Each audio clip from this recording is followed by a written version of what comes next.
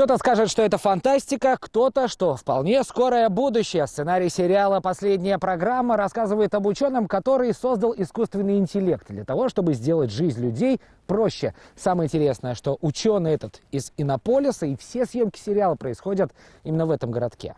Я проиграл битву за себя. Может, хоть на презентации не стоило влезать в свои фирменные аналогии? Я не выбираю, когда это делать. Это и есть тот самый молодой ученый Стас, длинноволосый программист, создавший по сценарию искусственный интеллект. Приложение уже в сети. Наш покровитель остался доволен. Играет Стаса казанский блогер Кирилл Карамов. Для этой роли он сильно изменился внешне. Перед съемками я вдохновился Кристианом Бейлом. Это актер, который может похудеть для роли на 30 килограмм, а может располнеть для роли на 30 килограмм. Я решил отрастить волосы для роли и пополнять, но не специально. Как известно, цвет мира IT и Татарстана одинаковый. Зеленый. Здесь юмор переплетается с острым сюжетом и IT-терминами. Так и говоря, весь наш мир — программирование, и мы часть него. Над проектом работала небольшая команда под руководством казанского режиссера Тимофея Шарагина. На все ушел почти год из-за высоких требований к сценарию, который поднимает важные вопросы.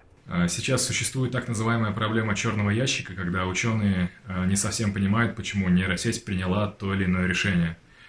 Нам лучше бы, конечно, это понимать, потому что в ближайшем будущем многие аспекты нашей жизни будут зависеть от решений, которые принимает нейросеть. На экранах появляется часто, но в сериале дебют для нашего коллеги, ведущего рубрики «В сети» Армана Костаняна, это первый киноопыт. В фильме он сыграл друга и по совместительству коллегу Стаса. Роль не главная, но важная. Сама задумка сценария, то есть сериал очень классная, очень интересная, и она прям достойная.